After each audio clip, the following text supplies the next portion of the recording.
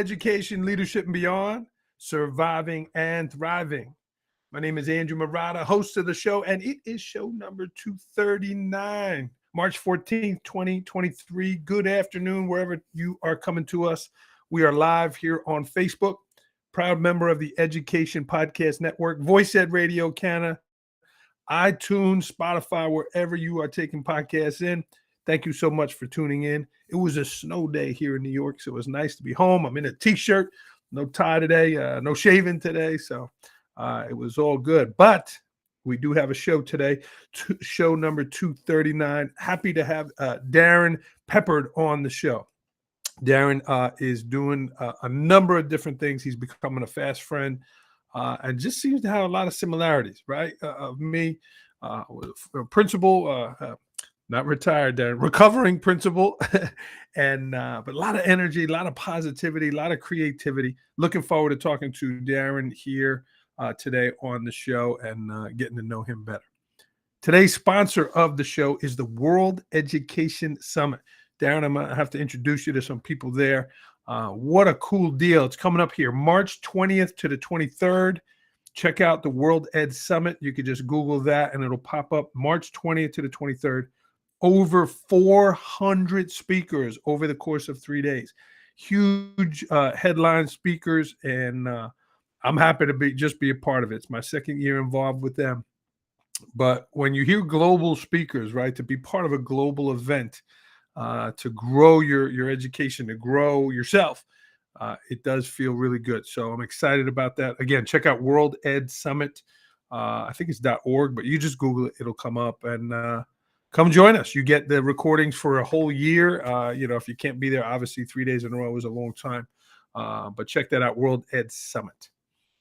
Road to Awesome. I can't wait to hear Darrin's story and that mindset. But I love it. Road to Awesome, right? It's not be awesome, I'm awesome. It's the road, right? You're on a journey. So you leaders that are listening, educators that are listening, I ask you, as you're going down that road, number one, where is it that you are going? Number two, how are you getting there, right? How are you traveling down that road? And then what are you doing? What are you doing to help you keep putting one foot forward in front of the other? We're on a marathon. It's not a sprint, and you have to continue down your road to awesome. We're not getting any younger, right? And the more things that come at us, certainly can take chinks out of the armor. But I urge you, and I continue to, push you, inspire you to take care of yourself on that road to awesome. Okay, let's get rolling. Let's bring Darrin in here and welcome him to Education, Leadership, and Beyond. Darrin from Omaha, Nebraska, coming to us live. Welcome. Hey, man, how you doing? I am doing fantastic. How about you? Oh, man, I'm doing well. I mean, I don't have a snow day. We actually have a little bit of sunshine, man. We're finally, I think, going to break out of this incredible grasp that winter has had on us. So you got to get ready for the baseball World Series out there in Omaha. You better get that sunshine. That's right, man. I know. We need to dry some things out, man. We got a lot of snow still. This is Darrin Peppard. Darrin, welcome to the program. And let's start right there. Let's start with Road to Awesome. Tell me, where did that concept come? How did you develop that? And what is your Road to Awesome? It's such a cool story.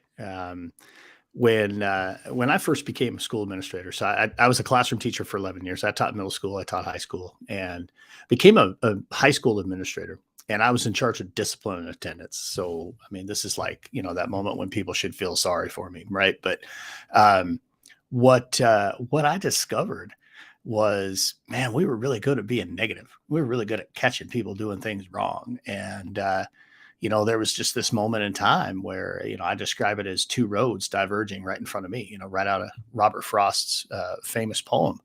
But we're in the staff meeting. We're like trying to figure out how to solve hats and cell phones, that really important stuff. And sure enough, somebody asked a question. Why is it always got to be about what they do wrong? Why can't it be about what they do right? And for me, that was like, boom, a second road. By the way, folks, Andrew's having some issues with his internet. I'm just going to continue to talk. I know he's going to be back. We'll see what happens there. Hey, the joys of live streaming, right? But that started the road to awesome right there, folks. It was all about like, why should I stay on this road where all I'm doing is focused on catching kids doing things wrong? I mean, and I was good at it too. I hate that I was. I'm embarrassed that I was, but I was good at it. Why not just stay on this other road? You know, let's take this road that, you know, we're going to look for the things that people are doing right. We're going to focus on the positives, the good things that are happening in our school, the good things that are happening in our community. And ultimately, to me, that became the road to awesome. See, folks, I told you he'd be back. You just got to be patient with Andrew right now. He's, you know, got that New York internet going on right now, man. But We got some storms out here, yeah, Darrin. Sorry about that. I know. That's all right, man. I just got through kind of the origin of where the road to awesome came from. So you're gonna have to go back and watch the tape to hear the story, man. But you know what it's about. I mean, at this point in time, I mean, it's so much more than just a moment in time when it's, hey, why is it always got to be about what to do wrong? To me now, I mean, it's a philosophy. It's who I am. It's how I lead my life. And I mean, it's also the name of all three of my books. I have a children's book, you know, Road to Awesome: Journey for Kids, that I co-authored with Jillian Du Bois, who was the illustrator. It's a beautiful little book. My first book, Road to Awesome: Empower, Lead, Change, Came. And then my newest one, Road to Awesome: The Journey of a Leader, which is this guy right here. It's the name of our business. I mean, it's all of it, you know, but here's the thing. It came back to a moment in time when I was actually working with one of my favorite hires of all time. I hired a guy named Bradley Skinner, one of the best follows you can have on social media too, an absolute rock star. But Bradley and I were talking about this work, and neither one of us can really remember who kind of coined the phrase road to awesome, but it came from Andrew. You remember those kid president videos? You know, that little guy, he wore the suit, you know, all this kind of stuff. Well, he's got one where he's like, hey, this is a pep talk for you. And he starts to quote Robert Frost's poem. And he's like, two roads diverged in a wood, and I took the road less traveled by. And then he goes off on this tangent, like, and it hurt, rocks and thorns. And he's like, but what if there really are two roads? I want to be on the one that leads to awesome. And that is like where the actual name Road to Awesome came from. But you hit it really well in your intro, man. Man, we're all traveling a journey. Why would you want to go in a place that isn't awesome? You know, it's our own path. It's our own journey. Everybody's road looks different, but man, why not go someplace awesome, right? What a great story, and you put it into action. So clearly it changed you professionally, but how about on the personal side, Darrin? What did it do for you personally when you walked out of there? Yeah, man, I'll be honest with you, it changed me not only as a leader and as an educator, but as a human. When I first got to that school, and I love that school with all my heart. I actually just found a picture just the other day of one of my leadership teams when I was principal there, and just shared it on Facebook. I'm like, man, I love this team, dream team. I love Rock Springs High School with all my heart. That's part of why I know we'll talk about the recovering high school principal thing in a bit. But when I first got there, you know, I mean, you know this, right? I mean, we're taught as leaders, you know, be a servant leader. And I was asking my staff, you know, how can I serve you? How can I serve you? And Andrew, it was things like, just make them sit down and shut up. You know, make them remember that I have the big desk and they have the little desk. And I went like hook, line, and sinker on that. I was all in. And in that moment when it was, hey, you know, let's stop focusing on what they do wrong. Let's focus on what they do right. I had to change my own mindset. I mean, the only thing I can control, and this is a big piece right here, man. The number one thing we can control is the 6-inch space between our ears, our brain. And, you know, that means your mindset. And that meant for me, how am I going to show up? You know, I mean, I got to stop showing up and being the guy who's like trying to catch kids, you know, and racking up discipline referrals before the bell even rang. Instead, I started showing up at the front door. I just went and stood at the front door. Why shouldn't I? Why shouldn't I be out there greeting kids and greeting parents and greeting students, you know, and greeting my staff? I started doing that. I started looking for the good things that were happening. You know, I mean, I think you know this about me, but I'm a Jeep guy. There's my Jeep, bro. Actually just rolled 100,000 miles. Before I bought that Jeep, I never saw Jeeps on the road. I mean, like ever. Now, everywhere I go, I see Jeeps. I mean, they're everywhere. And not just because I'm throwing the Jeep wave. Guys, give It's the because I'm, yeah, oh, we do. We do. It's a Jeep thing. Yeah. You'll buy a Jeep, you'll figure it out. But when you are looking for something, you're going to find it. And what it did yeah, for me, to circle back to your actual question, is it it got me to change what I was looking for. Instead of looking for all the bad things that were happening, because there were bad things happening, but and we still had those things, and we still had consequences, and we still dealt with it. But man, all of a sudden it was, let's start reinforcing the good things we see. Let's start recognizing and rewarding those things and really calling attention to the great things people are doing, because there were great things happening in our school. Nobody knew it because all we were doing was, we were going to ding a kid or we were going to ding a teacher. So it really changed me, just in terms of how I look at the world. People tell me all the time, man, you're just, so positive about things. It's all about what you're looking for, man. well, good for you for changing that and having that experience. And I know the book, your company, and all of that. Tell me about, and it's a re-release, right? You changed a little bit, but Oh, the second edition? Yeah. yeah, It is. yeah. So tell me about that journey. I love the cover picture there. Show it again Yeah. for us there. Yeah, sure. Um, Yeah, it's but right tell there. us about that Yeah. There you concept, go. about the journey of a leader. So here's the thing, when you do a book and then you get out, kind of on the speaking circuit, you are talking about it a lot, a lot, a lot, and the key premise of both books really is what I found, the 6 things that I thought were the most important for leaders, for school leaders. And what I discovered over time, and of course, we just went through, a pandemic, all this kind of stuff. And, there's a lot more pressure on leaders, a lot more focus on leaders, and a lot of leaders who are just new into the space because there's been so much leadership turnover. I started to reevaluate those 6 things that I felt were the most important in leadership. And I still kept 4 of them, but there were some modifications to it. So the more I spoke about it, the more I worked with schools, the more I coached other leaders around the country, it just became really, really clear. And one of those pieces, and I think both books are wonderful books, don't get me wrong, but the updated edition, um, I put in a focus on instructional leadership because I didn't talk about that in that first edition. And to me, that is so critical, that as school level leaders, even as district level leaders, that we are intentional about being instructional leaders. We can say it all we want, oh yeah, I'm going to be an instructional leader. And, I do evaluations, and occasionally I do walkthroughs. Man, if you're not aligning your time, if you're not being clear, if you're not being intentional with your actions, with your communication, to really walk that walk and talk that talk, you're not really being the instructional leader. And Yeah. so I talk in depth about that in this particular book. I went into some pretty good detail too around just some things that we did in that school to be really intentional about meeting the needs of our students, specifically around, kind of that adaptation of career and college ready, when that was first kind of becoming a thing. For us, it became, look, we've got all this amazing data on what our kids are interested in. What if we could wrap our curriculum around programs that fit that, and not just, Mm. Oh, hey, we've got, 3 welding classes. No, that's not wrapping your curriculum around it. I'm talking like full on immersive math, language arts, science, and social studies wrapped around health occupations, wrapped around energy and natural resources, wrapped around, fire and law and leadership. So I talk a lot about kind of how we went about developing that process and some of the outcomes. I had one of my academy directors write a piece in that chapter where is kind of his perspective, which is really, really cool.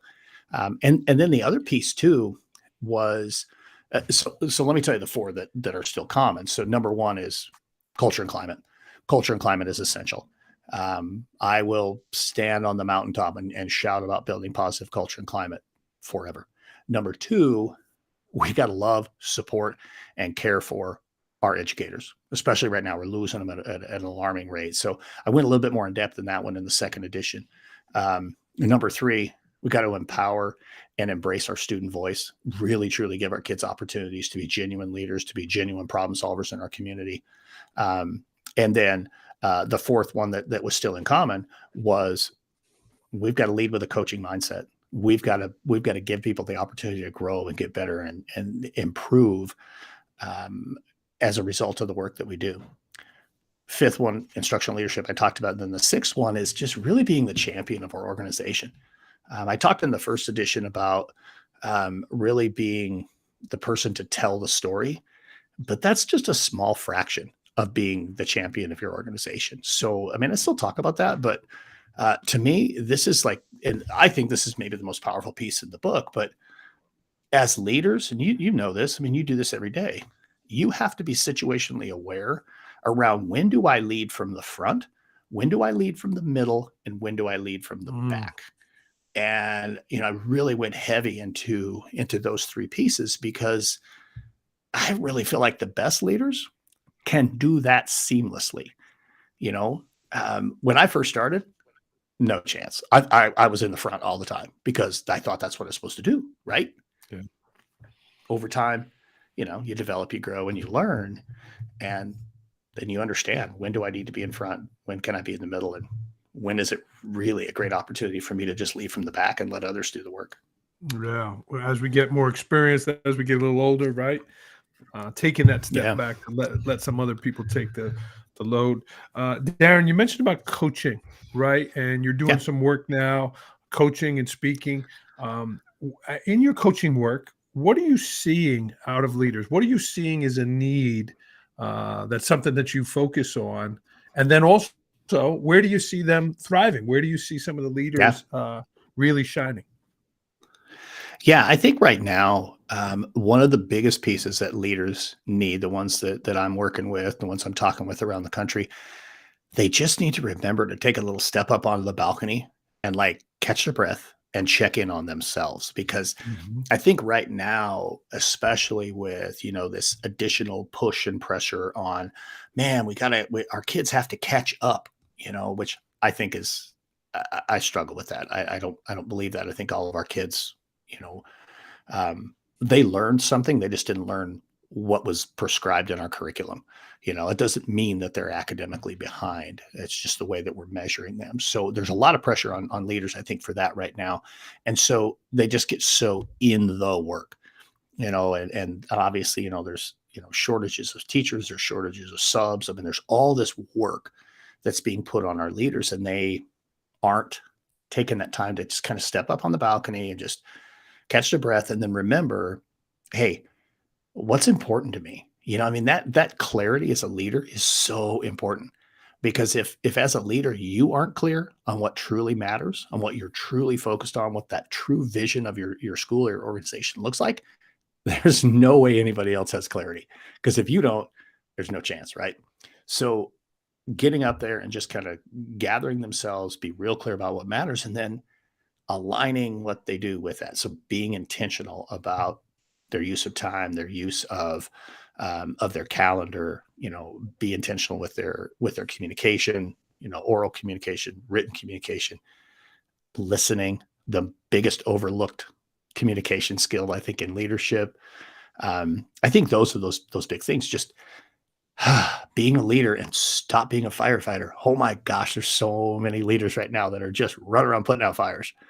And, you know, they're throwing everything they can at it. And they've just got to remember, take a little pause, you know, check in on yourself, you know, and make sure that you're leading in a way that aligns with what you truly believe in.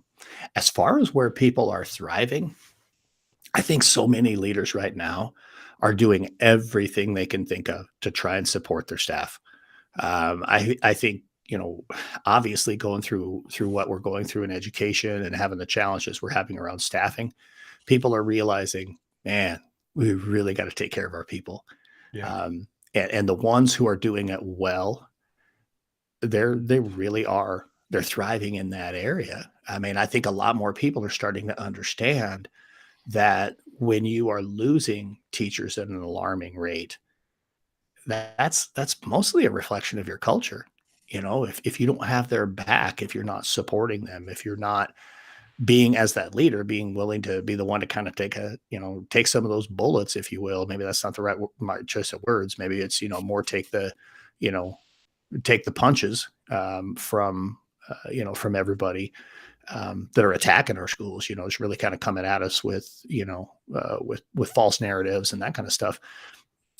Those who are doing it well, they are deflecting those things. They are able to keep their teachers insulated and keep their teachers supported and let them know that, hey, you're seen and you're heard and you're valued and you're trusted. And, I've got you. I see that from a lot of leaders right now, and they are doing a really good job of that. And that's critical, because without that looming teacher shortage we keep hearing about is only going to get bigger. Yeah, absolutely. Great answer, Darrin. If you're watching live, certainly jump in the show with a question or a comment. MPA Jaguars, shout out. Sounds like you got some friends there watching. And Dory Murata. That's our guy, Darrin. Josh Tovar. Yeah, there you go. Josh Tovar. Yeah. Nice. And my mom is watching, so shout out to Mom. Right. Hi, Mom. Yeah. Darrin, in addition to the writing, coaching leaders, you're a speaker. Tell us what, how do you bring your audience in, right? You can't just walk up, grab the mic and start talking. Like, what are some strategies that you use to help bring your audience in to really grasp their attention? Tell your stories, man. That's what people want to hear. Nobody wants to show up and listen to me talk about the 6 keys to successful leadership. They'll buy in and they will hear it if I connect them to the stories that support them. I mean, Andrew, you and I were talking about this before you hit the record button, and folks, for the record, Andrew had my last name pronounced correctly from the start. But when people will either get it wrong, or it's Peppard, or it's this, or it's that. But yeah, and there you go. And your mom just said it. So Dr. Peppard. So I get that one all the time. And it is Dr. Peppard, by the way. But like when I was in New York, I opened that keynote with telling the story about, some 5th graders coming in off the playground, and, it's hi, Dr. Peppard, hi, Dr. Peppard. And like the 5th or 6th kid just breaks into song, and he's like, it's the sweet one. And and then the kid just is like, just mortified that he did it. And I'm like, dude, that was so great. But people want to hear your stories. It's the same thing in our books, and your books are this way too. There's great content, but it's delivered in a way that tells a powerful story. When you're speaking, and the same thing is true when you're writing, to me, there's 3 goals. Number 1 is make people think. Number 2 is touch their heart. And number 3, make them do something. Move them to do something, feel compelled to do something. And that only happens, Andrew, through stories. To me, that's the bottom line. Yeah. And, when you spend 26 years in public education, dude, I got stories. Oh, do I have stories? And you do too, right? Absolutely. Yeah, absolutely. Yeah. And I know you were just in New York and speaking in that. And Darrin, back in 2016, though, you were a principal, and you won the Wyoming Principal of the Year, your home state there. What would you say? What are two to three things that in your role as a leader that you did, right? I know it's a team, a lot of people, right? I've all heard it, but you won the award. So 2 to 3 things that you were doing or you felt that you brought to the table that helped contribute to you winning that award. That's a good question. I think number 1 was I surrounded myself with some really great people. When I first became the principal, so it was a team of 4, and 2 of the assistant principals I inherited. Good guys, don't get me wrong, but I inherited them. And a couple of years later, they both took principal positions. And then I had hired my team, and actually had, people around me and working with me that didn't just carry the same strengths that I had. I was really intentional with who we hired to make sure that, some strengths that I did not have, we could get from those individuals. And, I mentioned it just really, really casually in the Road to Awesome thing, that I shared a photo on Facebook. I think it was yesterday. And so Bradley Skinner, Annie Fletcher, Thomas Jasmine, that was my team at that time. Mm. And oh my gosh, what an incredible team, because everybody brought unique strengths to the table. So that's number one, was really surrounding myself with a great team. Number two was really leaning into those things that I felt were important as a leader. Um, there wasn't a day that went by that I wasn't intentional about the culture of our school. If I would put it on my calendar, and sometimes it wasn't like I knew exactly what. I would just put 20 minutes school culture. If that meant, hey, I'm gonna go spend some time in our adaptive PE class playing basketball with our special needs kids, then that's what it's going to be. If that's, I need to go spend a little bit of time down in the cafeteria with our cafeteria staff, just check in on them, see how they're doing, have some conversation, whatever it was. I was always very intentional with culture, and then very intentional with that instructional leadership piece. And I think that was just really huge, because during that window of time, that was around the point in time, and I think this is a big part of where the award came from. The U.S. Department of Education came and visited our school. We had Arnie Duncan in our building Wow. because Wow. of the work that we had done with our career academies. Two of his cabinet members spent a day and a half with us, just Wow. learning what we were doing to get kids into authentic learning experiences, which was fantastic. So being intentional, I think, is that instructional leader. Um, we also, in addition to that, um, first time in the history of school, and we did it 3 years in a row, we made the AP honor roll. I mean, we're just really, being focused on growing and developing programs that made a difference for kids. And then number three, I'll tell you flat out, I was the champion of our school. I was telling the story. I wasn't the only one, but we were telling our story. We had gone through this massive project. Our school, oh my. So our school was built in 1970. And if you walked in the front doors before 2015, you would have seen just a bunch of boring tan walls. And, I had a PD day one day. I just took everybody to the front door. I'm like, let's walk the front hallway. Tell me what story we're telling. And even all of them were like, this is bad. We like tan brick. That's the story we're telling. And so all the visitors that would come in our school didn't know anything about us. I was in schools all the time, I'm also a recovering dance dad. And I mean, with dance competitions all over the country, and every school tells a story, but we weren't. So a group of adults, a group of students, we just went to town on putting murals in our building that told our story. Mm. And we had this huge mural wall that was, this is who our kids are when they're not at school. I mean, it was all silhouettes, and it was silhouettes of like a hockey player, a boxer, a skier, a musician. That's who our kids are, and, things like, really highlighting. Our student council was heavily involved with the Make-A-Wish Foundation. Our school and the other school in the county, the other big high school in the county, they'd raise a couple $100,000 a year in 2 weeks every year for Make-A-Wish Foundation. We splattered that all over the wall. We created a Hall of Fame and put that up, and so we did a lot of work to really tell our story, and we wanted to make sure everybody knew that, most importantly, we saw our kids for who they were, whether that was when they were at school or when they weren't. And I think that, again, that's just embracing that student voice. That's embracing our adult voice. We had some murals that a lot of our staff did. They're just like, hey, I want to do this. Go for it. Make it happen. Students wanted to put quotes on the wall. Let's make it happen. And, really giving that ownership of the school to everybody. I mean, that's being a leader. I wouldn't run around putting out fires. I mean, occasionally I was, but I mean, that's being a leader, because then I talked about it earlier, but you talk about everybody owning that vision of the school, that purpose of the school. I mean, that's what that was. I just lived it out loud like crazy and tried to get as many people. It's like I was the Pied Piper, and I wasn't leading rats out of town. I was leading, kids and teachers to just take ownership of our school. And I think that's really what that came down to. Fantastic. What a cool story. How about now, Darrin? How are you continuing to sharpen your saw, have that creative outlet build content and then make yourself the best self you could be when you go speak. Tell me about your creative process Yeah, and sharpening your saw. man, I tell you what, I read a lot. I listen to so many podcasts. Podcasts have become like one of my favorite mediums, and not just because I have one.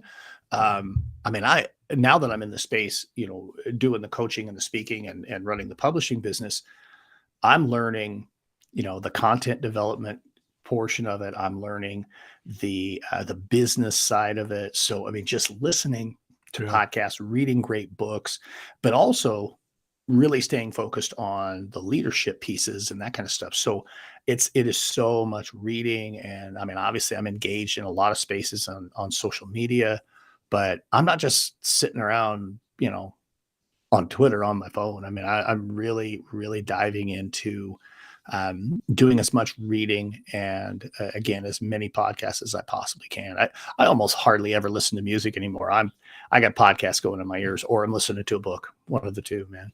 Love it. All leaders are readers, and you're modeling that. Yeah, Darrin, let's get to rapid fire here to bring us home. sure. But before we do that, what was one thing that maybe I did not ask you that you wanted to talk about? Um, so we didn't talk about the publishing piece. So I will say this, in December of 20, we launched Road Awesome also as a publishing company. I think we're probably later this week or early next week, we'll be releasing our 14th book. Wow. We've got some amazing authors that we've been able to work with, both in the children's book space and then also in the adult book space. I mean, obviously mine was the last one we released, but right before that, an amazing book from Bobby Policino called The Principal Leader. The one we have coming out here in just the next couple of days from Crystal Fromer, who is a math teacher in Texas. And it's When Calling Parents Isn't Your Calling. And it's a guidebook for how you communicate with parents in all different situations. It's a brilliant book. And just so many other amazing books that we've been able to be a part of, and that people come to us and, they trust us with something that they're really proud of. And we work really hard right here in-house to take care of that. It's just such an interesting deal. I mean, we are a family business, 100%. The book side of the business is my wife, Jessica. She's the editor. She's the art director. I mean, she is the true creative in the group.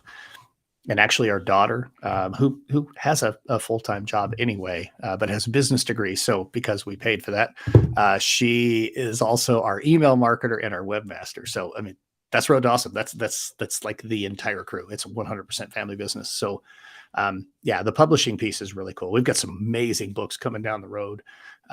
We're really, really excited about just continuing to see the growth with that. It's good stuff. Good for you, man, and modeling that awesome and just writing and reading and bringing books out. I would definitely I want you to connect me with your math teacher. That's cool because teachers need to Oh learn yeah, how to absolutely. call Yeah, parents. you need to have Crystal on, because that Yeah, is, oh my goodness, it's so good. It is so good. I'm not saying that because we're publishing it. I would say it yeah. no matter who did it. It is so good. Yeah, it's fantastic. So cool. All right, let's go. Rapid fire, Darrin. These are quick There answers. we go. First thing that pops in your head. You mentioned reading. So the last book you read. I am right now reading Content Inc. from Joe Pulizzi. It's a phenomenal book. But the most recent one I finished, I'll stay educational. Leadership, Right Leader, Right Time by Robert Jordan. Phenomenal book. Four different leadership styles. Where do you fall? It's such a good book. Last movie you saw. Just watched the new Top Gun for the first time. So That's yeah, good, there you go. right? And it was so good. So good. Favorite dish. Oh my goodness. Man, it all depends on my mood, but I'll tell you what, pizza. I could eat pizza every single day of the week, maybe even twice. I just love pizza. I mean, because you can do breakfast pizza, which is totally different, right? Yeah. Favorite place to travel. You're traveling all over the country now. You were just here in New York. Where do you like most? Orlando, Florida, man. I'll tell you what, I have so many amazing memories with my daughter at Disney World, and so many of the different parks. We've probably been together, I don't know, 15, 16 times, and we're Wow. due. We haven't gone since, let's see, she graduated from college in May of 21. We were there in May of 21. So that's the last time I was there. I Wow. need to get back. I haven't been there Bring it since back. Star Wars World opened. So I got to get Wow. back. Wow. Very cool. Larry Dake, a shout out. He's recommended some pizza from Staten Yeah. Island. What Larry, I advice got to would you come have give? pizza with you, man. What advice would you give to a new principal? Oh, don't forget to breathe. No, I would say this. Remember who sat in the chair when you interviewed. Mm, Remember who answered the phone when they called to offer the job. And remember who said yes. Because so many times, and I fell into this trap too, we just like, I got to be Superman. I have to be everything to everybody. No, you don't. If Darrin Peppard sat in the interview chair and Darrin Peppard answered the phone and Darrin Peppard said yes, you need to go be Darrin Peppard. that's Don't right. be Superman. The best school leaders are the best because fill in the blank. Because they have great clarity and they are intentional about what they do. If we're intentional, connected to the things that we care about, can be a great school leader. A journal or a blog you subscribe to? Oh my goodness. Seth Godin's blog, every single morning. There it is. My first sip of coffee, Seth Godin. Yeah. There's a whole bunch more, but I'll just go right to that one because that starts my day every day. Speaking of coffee, at 8 a.m. on Saturday morning, I feel fill in the blank. Oh, energized, man. Energized. Love the weekends. Love it. Best purchase Oh, under no, $100. I'm that way on a Tuesday though, man. I mean, seriously, I am that way. I mean, it could be fill in the blank day. I don't care. 8 a.m. I'm energized. I'm ready to go. Let's get after it. I love it. Best purchase under $100 that has had a great impact on your life. Man, I knew this question was coming, and I still don't have a good answer for that. I'm going to say, I know what I'm going to say. I'll go to a book. Gary Keller, The One Thing. Probably that one or John Gordon, Energy Bus, both easily under $100. Both game changers. I like that vest too. I think that vest was under 100. Yeah, how about that, huh? It was awesome. Yeah, I look good. Favorite part or favorite activity in the Jeep? Oh man, so tops and doors are off, and anywhere off the road, because we're gonna crawl, we're gonna climb, whether it's rock or mud, we're gonna get after it. And we're gonna have a good time as long as my wife's in the passenger seat and we got the tops and doors off. Anywhere in the Jeep's a good place to be. Awesome. Best takeaway from this show for our guests? Man, I could just go real simply with, how fluidly and smoothly, you lost your internet and came right back in and you just kept rocking and rolling. But I'm going to go right at, at something that you said after I was talking about books and podcasts and that kind of stuff. Leaders are readers. And if you're not putting in the time to spend doing that professional reading, and it doesn't always have to be specific in your professional space. I mean, like for me, Sure. I've got this big spectrum of different stuff that I'm reading and I'm listening to, but you gotta feed your brain, you gotta feed your soul. And so you saying that, the best leaders are readers, that's the biggest takeaway for me in the show. It can't be something I say. Nice. I mean, it has to be you. Nice. Thank you. One thing you're curious about? Oh, I am really curious to see how the next couple of years in school leadership play out. And here's why I say that.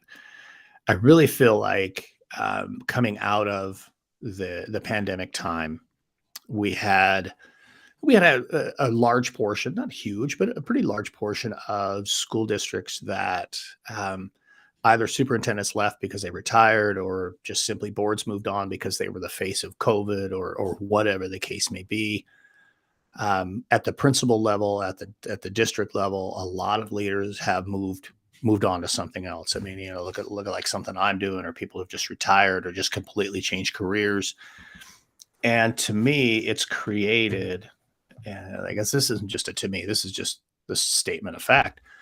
There's kind of this leadership vacuum that has been created. And not that there aren't people to fill the roles, there are, but people are moving through the leadership pipeline so rapidly right now. And it's going to be interesting to see how that plays out in the long run. Because, when, I don't know what it was like for you, but when I first became a principal, once I got my feet on the ground, it was about growing other leaders. But so many people now are stepping into the roles and they're not prepared to grow other leaders because maybe they never did any of the assistant principal or the dean or the instructional coach or those types of things. I just think it's going to be really interesting because it's going to have a trickle down effect on that teacher shortage, because people are going to jump into the leadership pipeline. There's no question about that. So I'm just really curious to see what that does for school leadership in the next probably 3 to 5 years. Yeah. Well, and that's why the importance on coaching is so important, that we have people that with experience that can coach these leaders along. Yeah, 100%. For sure. Darrin, we got your information scrolling on the bottom, but what's the best way for people to get in touch with you? Right there. Just right there. roadtoawesome.net. If you go on the website, absolutely everything on there. Every page has a contact us page. So, I mean, you can hit us 100 different ways for connections there, learn everything about what we're doing here at Road to Awesome. And then on social media, you've got me there on Twitter at Darrin Peppard. Everything on social media, I'm at Darrin Peppard. That's easily the best way to get in touch with me. I mean, I'd love to visit with people. I'd love to talk leadership. I mean, this was a great conversation. I'm so glad we had a chance to do it. And yeah, just reach out to me either at the website or hit me on social media. Darrin, bring us home with a quote, something near and dear to your heart. Yeah. So, we talked a little bit about coaching. And I'm going to say this, every one of us is uniquely positioned to help the person we once were. And it's one of my favorite quotes. The guy's name just jumped right out of my head. So if it comes back to me in the next minute or two, I'll tell you who it is. It's actually in my book. But we are uniquely positioned to help the person we once were. I look back at who I was as a first-year principal, and I was the guy breathing through a snorkel, or even worse, wearing scuba gear because my head was so far below the water. And, that whole Superman syndrome thing that I talked about. But because I have lived that, and similar as a superintendent, because I have lived that, I feel like that's why I'm in a great position to be able to help so many others. So that's one of my favorite quotes. I'd probably give you 100 other ones, but to me, that's a big one. Great stuff. Great ending here. Darrin Peppard, everybody. Darrin, congratulations on all the great things that are happening, the publishing, the book, the speaking. Got some friends here, Thanks, Michelle man. O from New York, Larry Dake, and certainly the Yeah. NPA Jaguars here watching. So That's right. we Right appreciate on. them tuning in. Yeah. Big shout Darrin, out to Larry, to Michelle, and to Josh. That's good stuff. keep going down that road to awesome. Keep inspiring, keep leading, keep creating. Thanks, right? So important. So this is Darrin 100%. Peppard, everyone. Again, at Darrin M. Peppard on Twitter. I am at Andrew Murata 21 on Twitter. If either one of us can help you, don't hesitate to reach out, and we will do that. Keep surviving and thriving, friends. Darrin, we appreciate you. Hey, right on, man. Everybody, hey, just go out there, have a Road to Awesome day. Darrin, stay on the line, buddy. Here we go.